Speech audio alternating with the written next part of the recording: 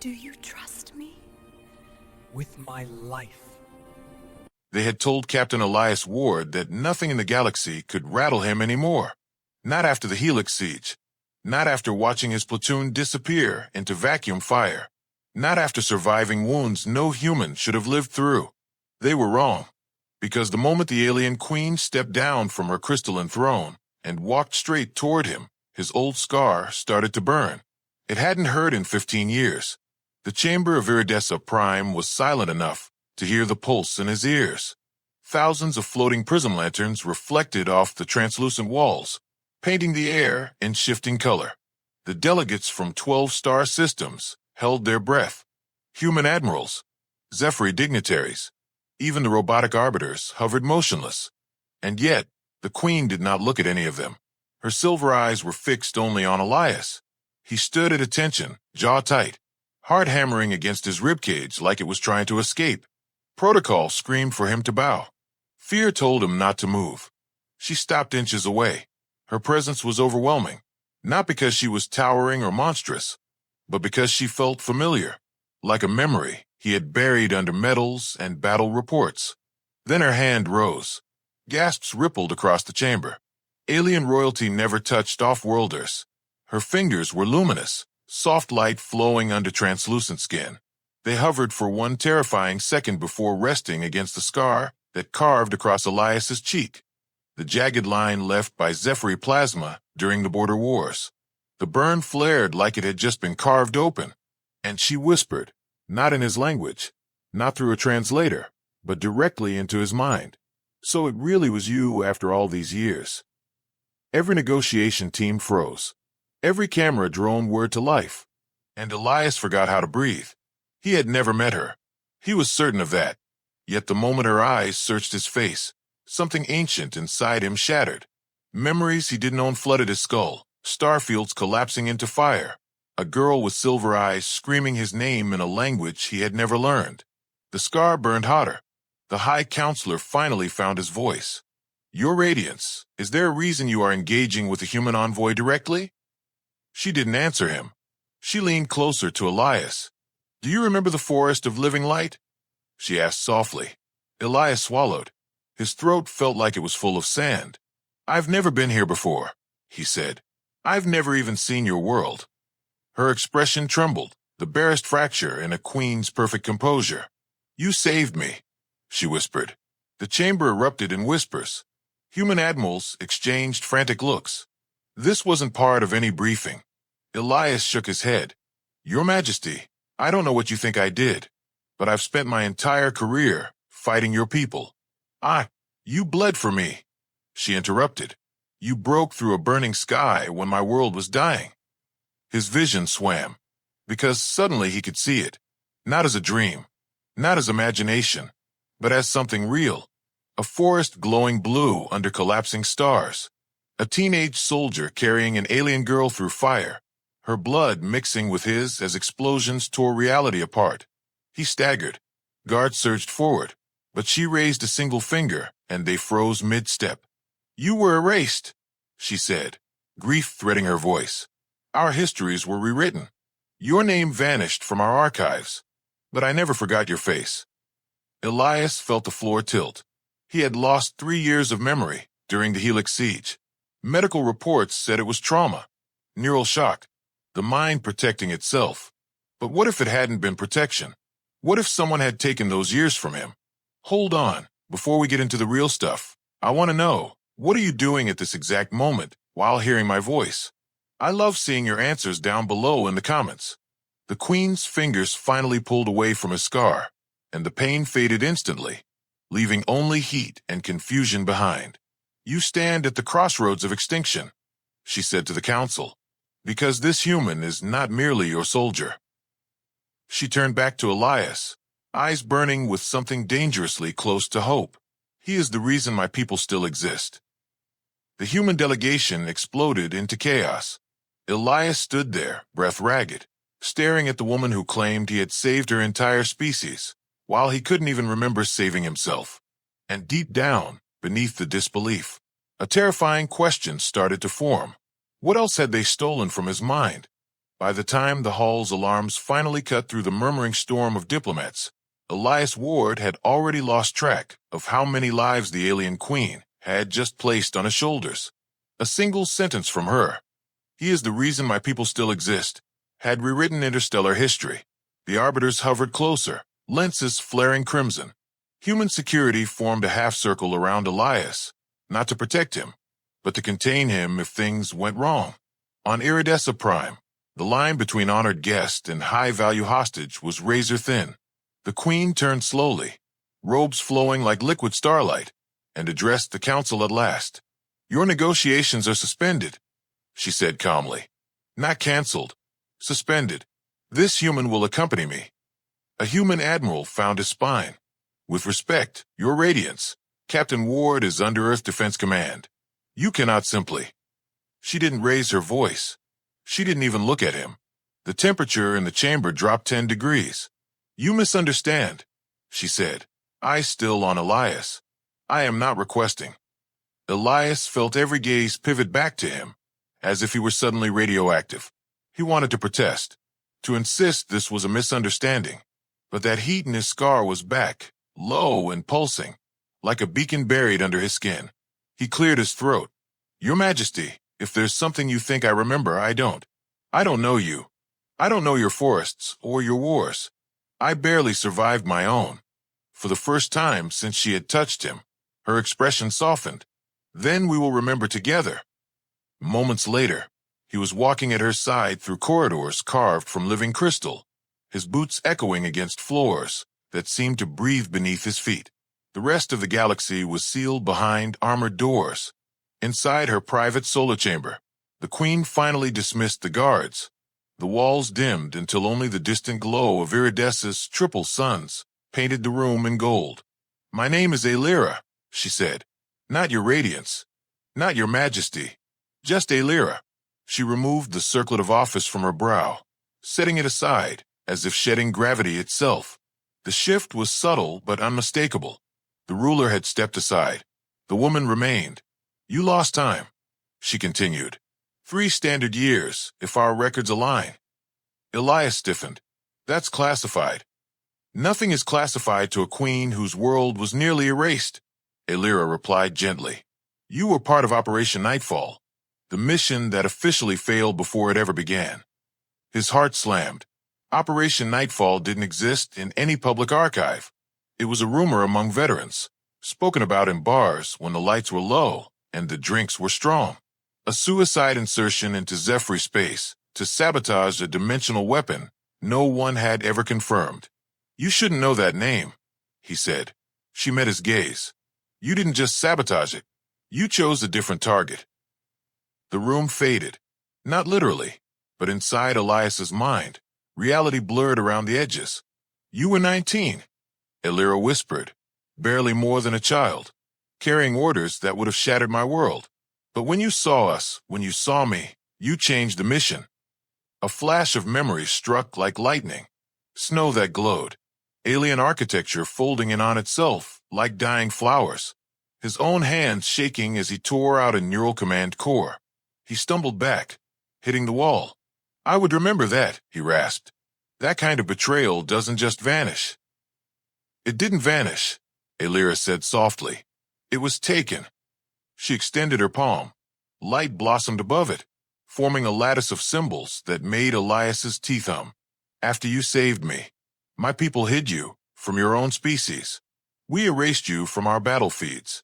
We rewrote your neural pathways to keep your mind intact." His pulse roared in his ears. "You brainwashed me," he said. Her eyes glistened. "We saved you. Earth Command would have executed you for treason. Instead, we gave you back your life." "And the price?" Elias asked. Aelira hesitated. "They took something from you," she admitted. "A connection that should never have been severed."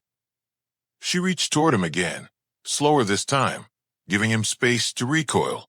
When her fingers brushed his scar, the room disappeared entirely. He was running through fire, not as a soldier, as a protector. Aelira was in his arms, bleeding starlight instead of blood, and when she pressed her forehead to his, he felt it, not a memory, a bond. something that had once linked their minds across species, across galaxies. He tore away, gasping. "Why now?" he demanded. "Why reveal this in front of the entire galaxy?" "Because the weapon you destroyed is being rebuilt," she said, "and the only being who ever chose to defy it is you." Outside the chamber, the council began emergency broadcasts. Panic would follow, accusations, demands. But inside, Elias Ward was fighting a much quieter war, against his own stolen past, against the alien queen who might have saved him or ruined him, and against the terrifying possibility that he had once loved her. The worst part wasn't that Elias no longer trusted the galaxy. It was that he no longer trusted his own memories. The private chamber had sealed itself the moment he tore away from Alira's touch, but silence did nothing to slow the storm inside his head. Phantom sensations rippled through him, heat across his palms, the echo of alien laughter that didn't belong to any language he knew, the unbearable feeling of loss with no clear shape. "You altered my brain," he said finally, voice hollow. "You made me into a stranger to myself." Alira folded her hands at her waist. The queen was gone now. Only the woman remained. "We didn't choose you at random," she said. "Your species believes heroism is born in battle. Mine believes it is born in defiance. When you turned that weapon away from my world, you defied not just your orders, but your history." Elias laughed without humor. "My history is classified medical files and a missing timeline." She activated the chamber's memory prism. A column of light rose between them, shaping itself into shifting images. Not recordings, reconstructions pulled from her own mind. A young human marine knelt in a forest that glowed like liquid sapphire. His helmet was cracked, blood streaking down his face, but his eyes were clear, determined. "That's not me," Elias whispered. But the man turned, and the scar was already there.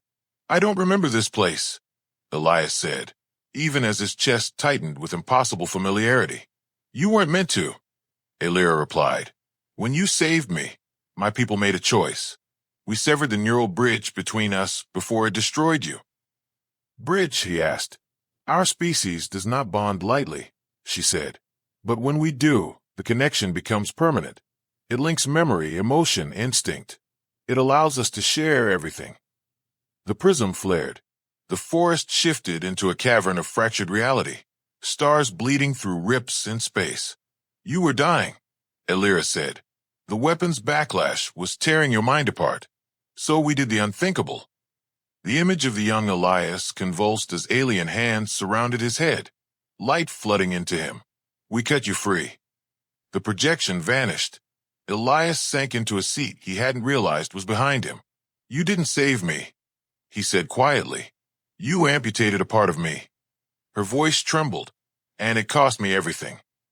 The chamber door chimed before he could respond. An arbiter drone slid inside, optics blazing. "Emergency communique," it intoned.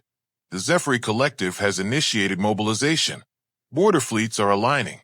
Probability of preemptive strike, 86%. Elias shot to his feet. That was fast. "They have feared this day," Alira replied. "The human who betrayed them is alive again." "Then I'm a liability," Elias said. "Hand me back to Earth Command and tell them whatever story keeps your people safe." She shook her head. "You are not a liability," she said. "You are the only variable they cannot control." She stepped closer, not as a ruler, as someone standing on the edge of losing everything again. "When you broke that weapon, you didn't just save me," she said. "You changed our future. You showed my people that humans are not simply conquerors wrapped in honor." "And what did it cost you?" Elias asked. Her eyes lowered. "They exiled me," she admitted. "The council said I had been corrupted by a human mind. I was hidden, protected. Then, when our empire fractured, they needed a symbol to unify us. They made me queen, but stripped me of my right to remember you." Elias felt the weight of it then.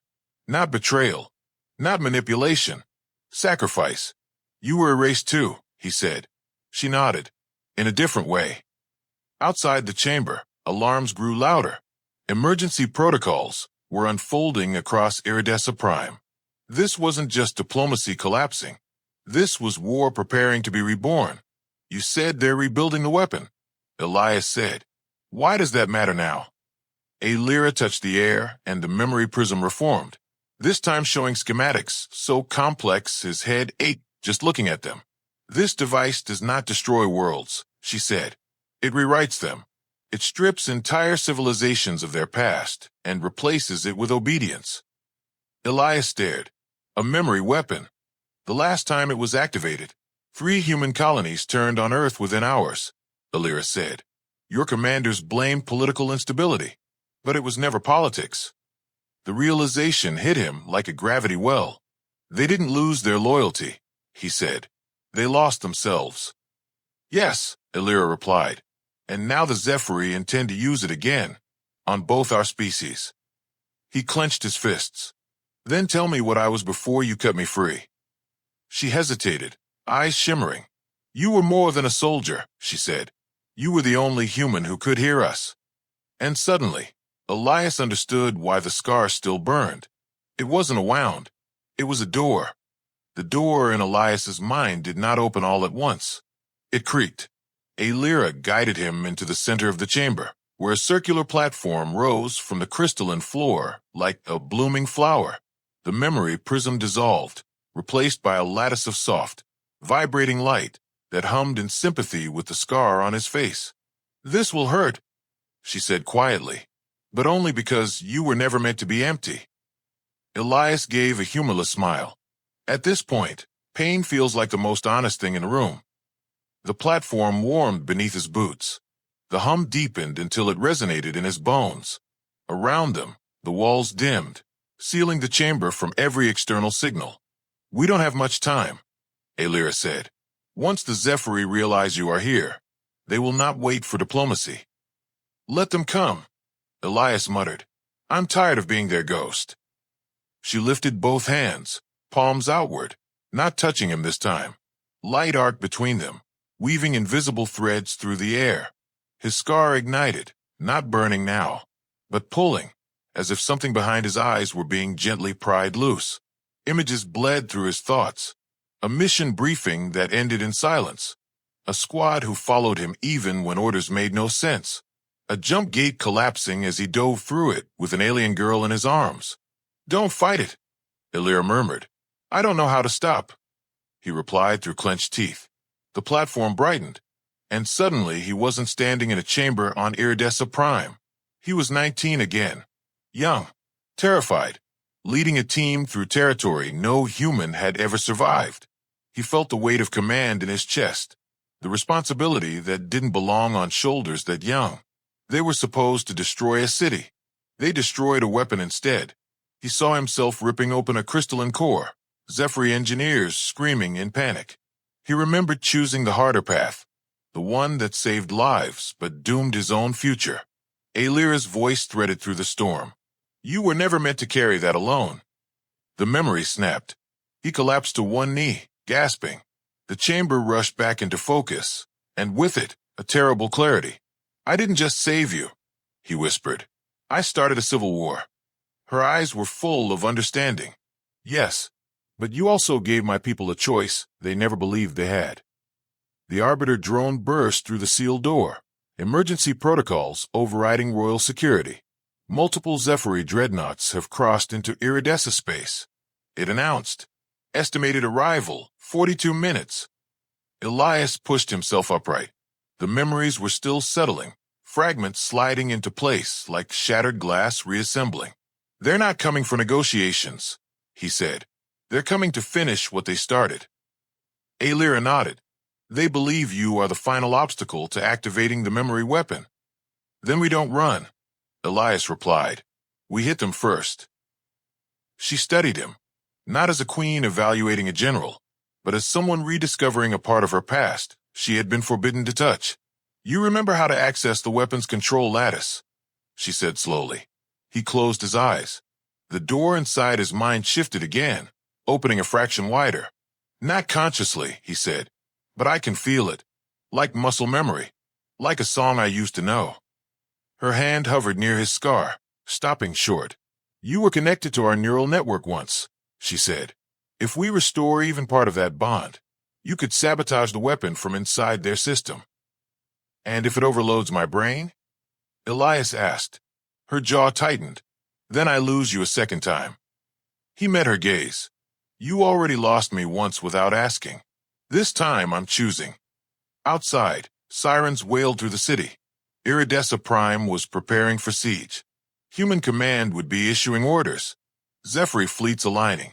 And somewhere in the chaos, a weapon capable of erasing civilizations was warming up. Aelira lowered her voice. If I do this, there is no guarantee what parts of you will come back. Elias thought of the forest of living light, of a bond that transcended species, of memories that had been stolen to protect him, or control him. Then bring them back anyway, he said. All of them. She closed her eyes and placed 2 fingers against a scar. The door in his mind swung wide. Stars screamed, not metaphorically. He heard them, felt them, as the Zephyr neural lattice surged through him.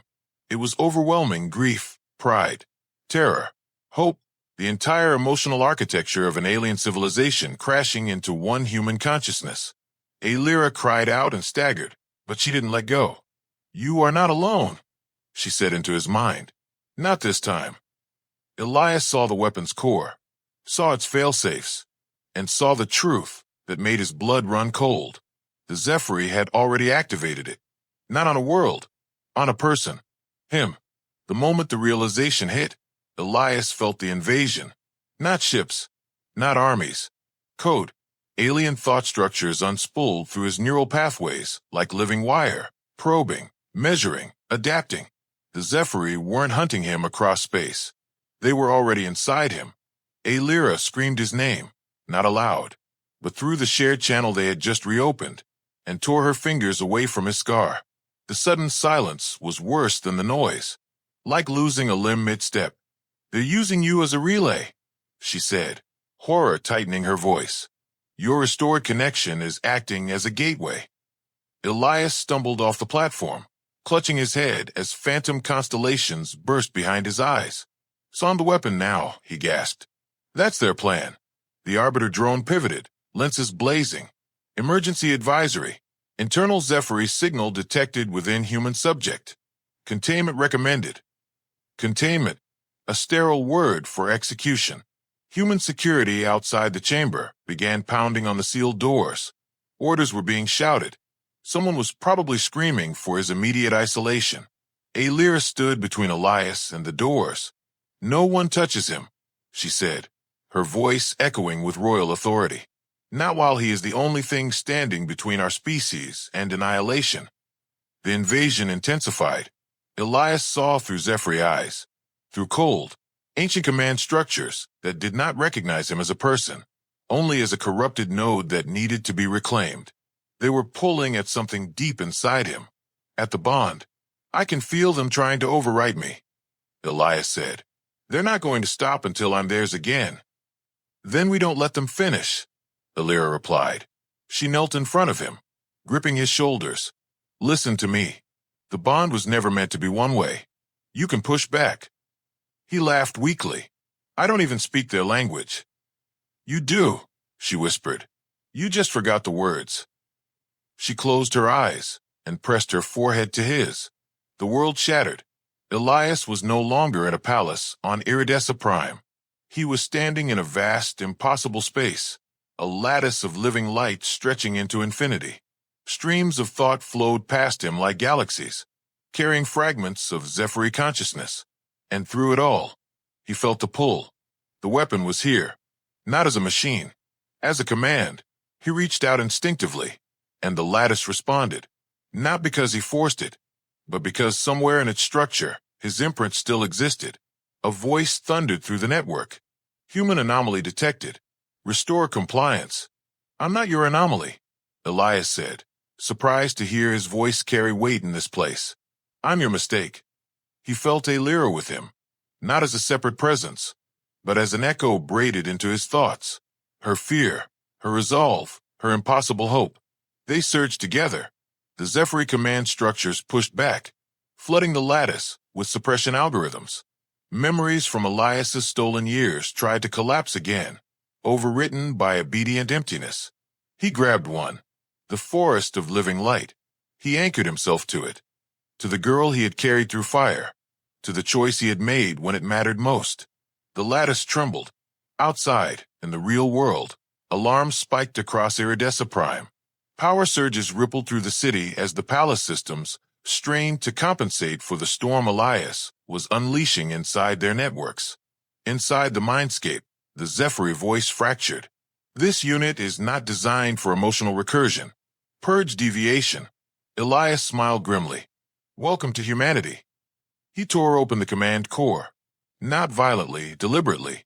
He injected memory where obedience was meant to be. Choice where compliance had ruled for millennia. He showed them the Helix siege. Showed them human soldiers carrying civilians through vacuum storms. Showed them sacrifice that wasn't coded.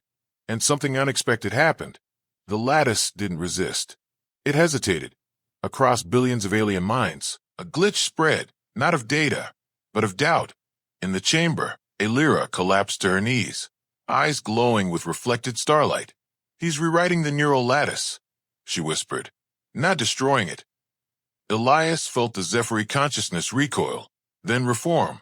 No longer a single voice, but 1,000 overlapping questions. Why was this path never shown? Why were we taught fear instead of choice? The memory weapon began to unravel, its command structure dissolving into something unrecognizable. But the cost came fast. Elias felt parts of himself slipping. His childhood, his mother's voice, the sound of rain on Earth. The network was feeding on him now, stabilizing itself by tearing him apart. Elira, he said weakly, reaching for her through the bond. I don't think I can come back from this. She surged toward him, ignoring the pain flooding her own mind. You came back once, she said fiercely. I will not let them take you again. She wrapped herself around his consciousness, shielding what she could, taking the damage meant for him. The Zephyri lattice convulsed. Outside, Zephyri dreadnoughts dropped out of hyperspace, and inside Elias Ward's mind, the war for memory reached a breaking point that would decide not just his fate, but the future of two civilizations. The first thing Elias lost was the sound of his own name, not the word itself, but the feeling behind it, the quiet certainty that Elias Ward meant something solid, something that had existed before pain and stars and stolen years. It slipped away like a thread pulled too hard. He didn't scream. He couldn't. The Zephyri lattice was tearing through him, trying to stabilize around the anomaly he had become. And somewhere inside that storm, Elira was burning with him, refusing to let go. Do not let me disappear, he thought, not knowing if the words reached her. I am here, her voice answered, fragile but unbroken. I have always been here. The lattice trembled again, not with resistance this time, but with conflict. Entire thought clusters were collapsing under the weight of human memory Elias had injected.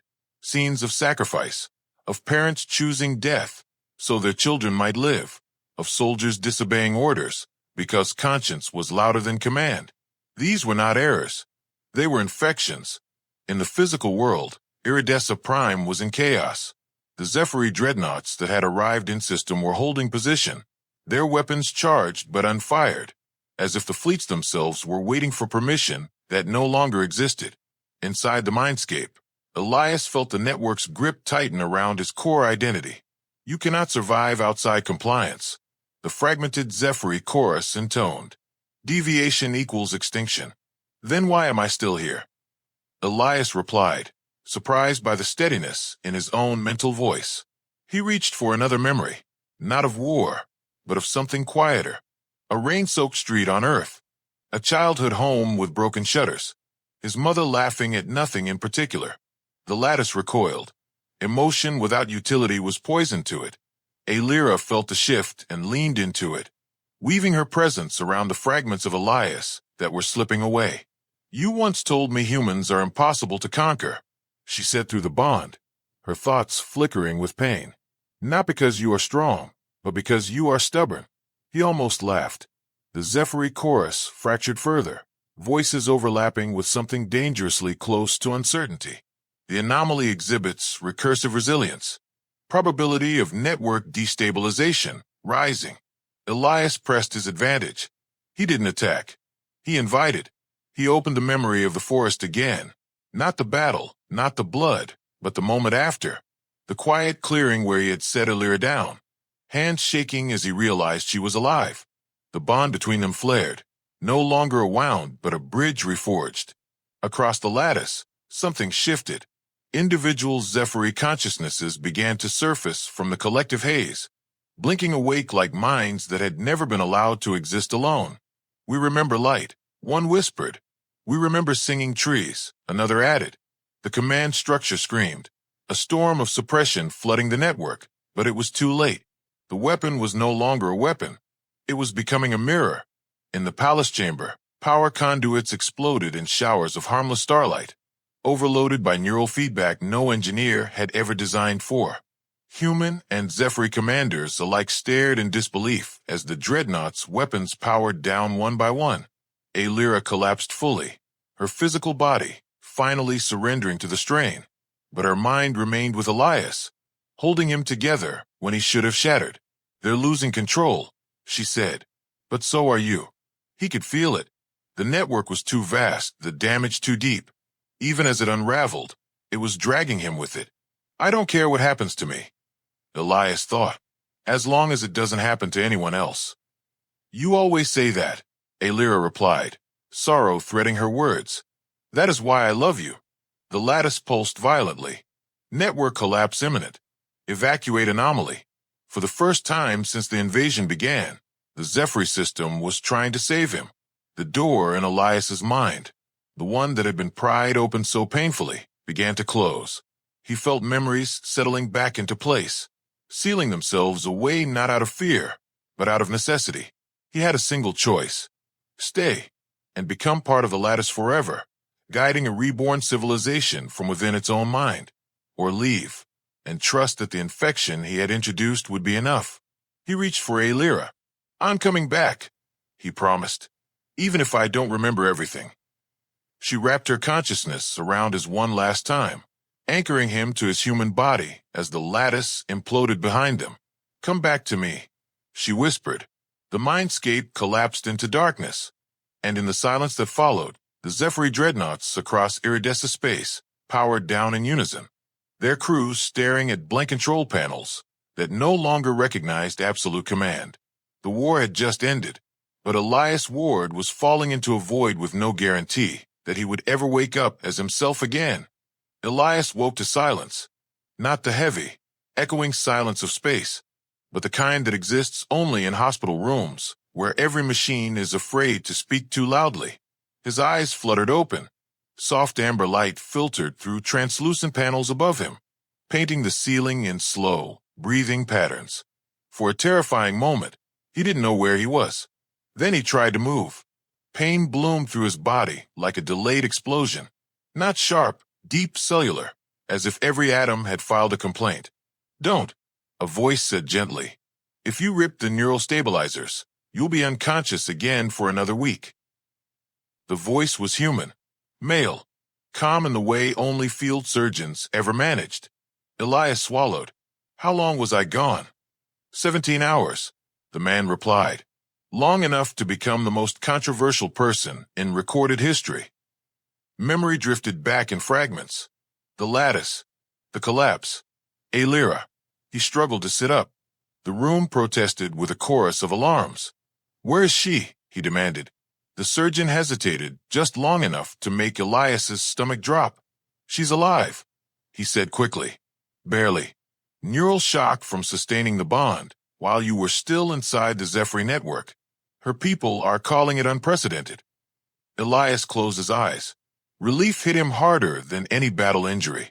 Outside the recovery ward, Iridessa Prime was not celebrating. It was arguing. Human Command had quarantined 3 city districts. Zephyri emissaries were demanding immediate access to Elias. The arbiters had gone into full legal paralysis, unable to classify what had just happened. A war had ended without a treaty. That frightened everyone. Elias swung his legs over the side of the bed, ignoring the medic's protests. I need to see her, he said. You're not cleared for. She held the network together while it tried to eat me. Elias snapped.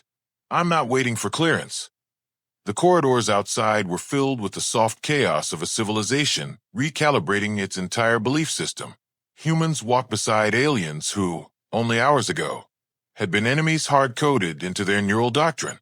Everywhere he passed, people stared, some with awe, some with fear, some with resentment. They led him to a chamber sealed behind biometric fields and quantum encryption. Inside, Elira lay suspended in a cocoon of light, her body motionless except for the faint rise and fall of her chest. He stopped short.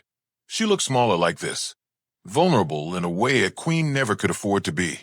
A Zephyr healer approached, her bioluminescent markings flickering in concern. She is divided, the healer said. Part of her remains entangled with the fragments of the lattice you rewrote. Elias stepped closer, resting his hand against the barrier. Can she hear me? The healer considered. Perhaps not with ears. So he spoke anyway.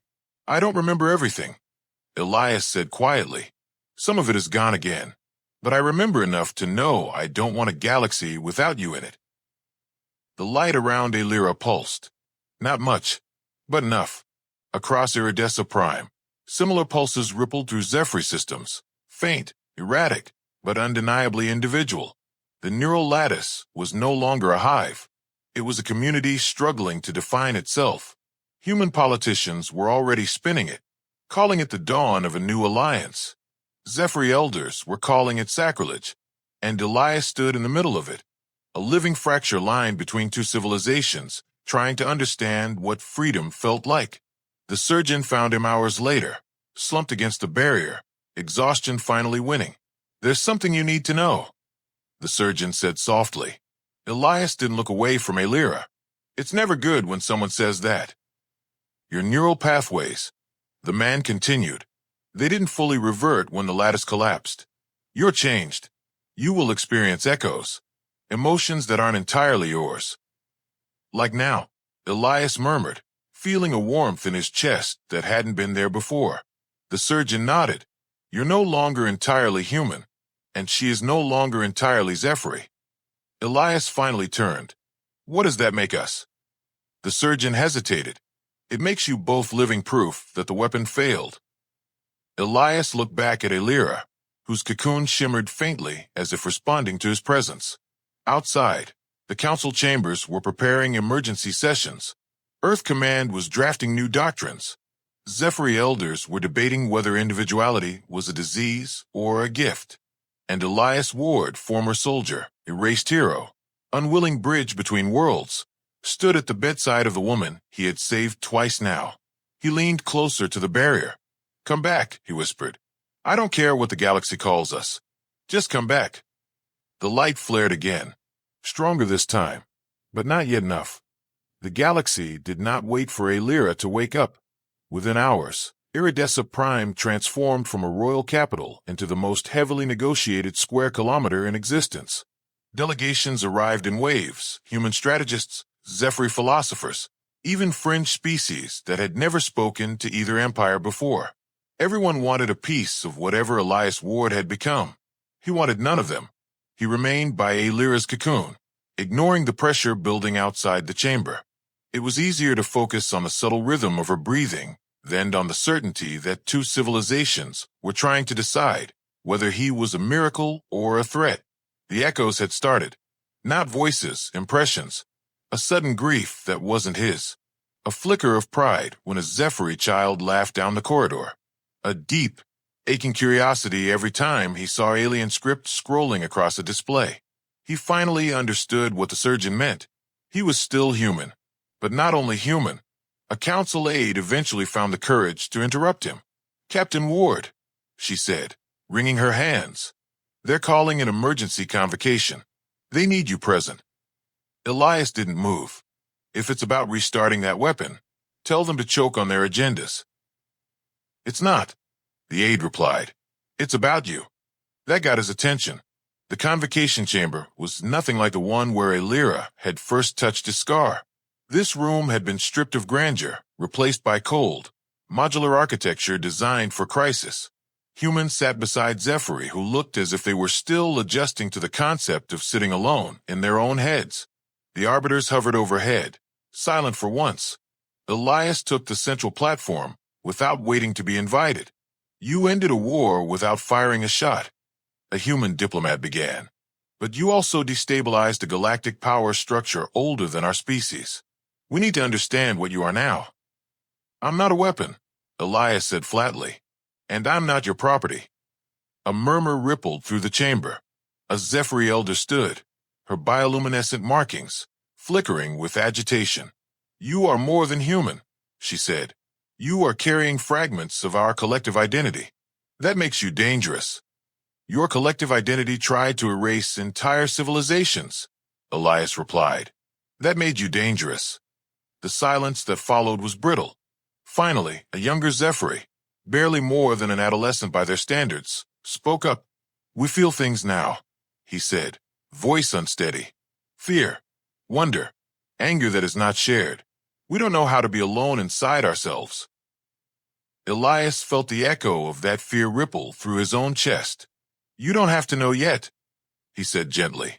Humans have been failing at individuality for millennia. You'll catch up. The elder bristled. You presume to teach us how to exist? No, Elias said. I'm offering not to dictate it. The convocation fractured into debate, voices overlapping in a messier, more human way than the Zephyr had ever allowed themselves. And through it all, Elias felt Illyra, distant but not gone, like a star on the far edge of his awareness. He left the chamber without ceremony. Back in the recovery ward, the cocoon's light had shifted again. Not brighter, different, unstable. The Zephyr healer met him at the door, expression grim. She is fighting the fragmentation of the lattice, the healer said. The bond with you is the only stable anchor left. Elias didn't hesitate. He placed his palm against the barrier. Then let me anchor her. The healer hesitated. If you reconnect now, the echoes in your mind may intensify. You could lose what remains of your separation. Elias met her gaze. I lost my separation the moment I chose not to kill her 15 years ago. She stepped aside. The barrier dissolved. Warmth flooded over his skin as he touched Illyra's hand for the first time without pain. Her eyes fluttered beneath closed lids, and a surge of shared sensation washed through him. Confusion, exhaustion, a fragile thread of hope. Illyra, he thought. Elias, came the faint reply, barely more than a whisper in his mind. They are pulling at the pieces you left behind. Let them pull, he said aloud. We'll show them how to hold instead. The cocoon shattered into motes of light.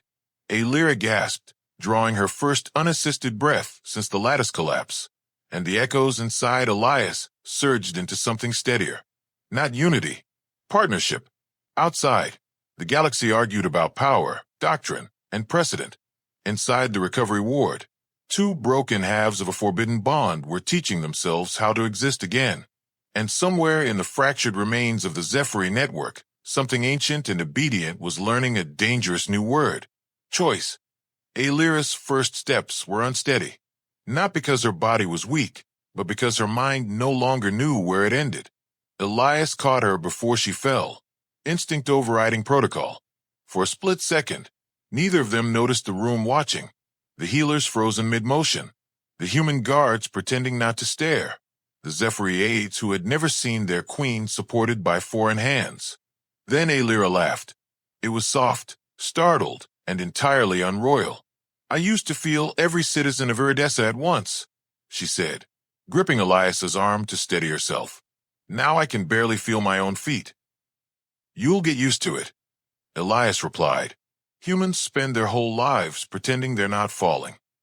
They walked together through the recovery wing, passing clusters of delegates who fell silent as they approached. The echoes inside Elias hummed in a new rhythm, not overwhelming, not absent, simply present, like a low tide of otherness he had learned to breathe with. The convocation had not ended. It had metastasized. Every corridor was a battlefield of ideas. Zephyr elders demanding restoration of the collective lattice. Human generals drafting contingency plans that involved Elias in ways he did not like to imagine. Fringe species offering alliances, cult leaders declaring him a prophet. Alira leaned close, her voice low. They will try to own you, she said. They always do, when something cannot be controlled. They already tried, Elias replied. It didn't go well for them. They entered a chamber overlooking Irides's central spire. Beyond the translucent walls, the city glowed with unfamiliar chaos, individual light patterns flickering in ways that had never existed before the collapse. Alira pressed her hand to the glass. They are afraid, she said. For the first time, they are afraid alone. Elias felt the echo of that fear ripple through his mind and resisted the urge to absorb it. They'll learn, he said. Fear doesn't vanish when you share it. It just hides. A human envoy burst into the chamber without knocking. Captain Ward, she said breathlessly, Earth Command has issued a direct order. You are to return immediately for debriefing and neural analysis. Elias didn't look away from the city. And if I decline? Her jaw tightened. Then you will be classified as a transnational anomaly. Alira turned, silver eyes hardening. You will not take him. This is not your jurisdiction. This is my world, Alira interrupted, and he is not your asset. The envoy faltered. You can't protect him from both our governments. Alira met Elias's gaze. I don't intend to. Elias finally turned.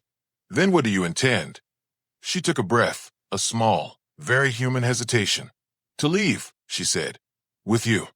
The word hung between them, fragile and explosive. Leave, Elias repeated. You're a queen. I was a queen of a collective that no longer exists, Alira replied. Now I am something my people have never had before.